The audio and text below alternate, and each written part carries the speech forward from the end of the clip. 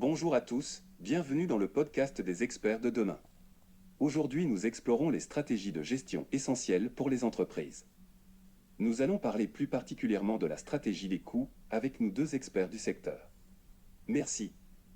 La stratégie des coûts, en bref, c'est une approche compétitive où une entreprise cherche à devenir le fournisseur le moins cher dans son secteur. Elle se concentre sur l'efficacité, la réduction des coûts de production et souvent sur la production en grande quantité. Exactement. Pour bien mener cette stratégie, il est crucial de contrôler strictement les dépenses et d'optimiser les processus opérationnels. Cela implique souvent des investissements en technologies de production avancées et la négociation de contrats d'achat en gros pour réduire les coûts. Et en parlant de production en grande quantité, cela nous amène à l'économie d'échelle. C'est le principe selon lequel plus vous produisez, plus le coût unitaire de chaque produit diminue. C'est un élément fondamental de la stratégie des coûts. Imaginez une petite entreprise qui produit des t-shirts.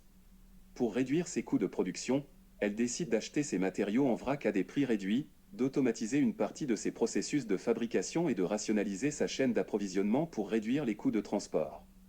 En conséquence, cette entreprise est en mesure de produire des t-shirts de qualité à un coût unitaire inférieur à celui de ses concurrents. Elle peut donc soit proposer des prix compétitifs sur le marché, soit maintenir des marges bénéficiaires plus élevées tout en offrant des prix attractifs pour attirer davantage de clients.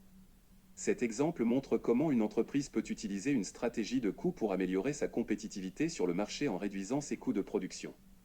Absolument. Cependant, il est important de noter les conséquences potentielles de cette stratégie. Bien qu'elle puisse conduire à une domination du marché en termes de prix, elle peut aussi limiter l'innovation et la qualité du produit, car l'accent est mis sur la réduction des coûts plutôt que sur l'amélioration du produit.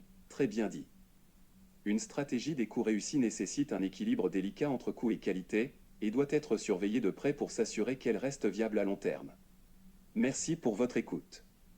N'hésitez pas à nous suivre sur nos réseaux sociaux pour suivre les prochains épisodes.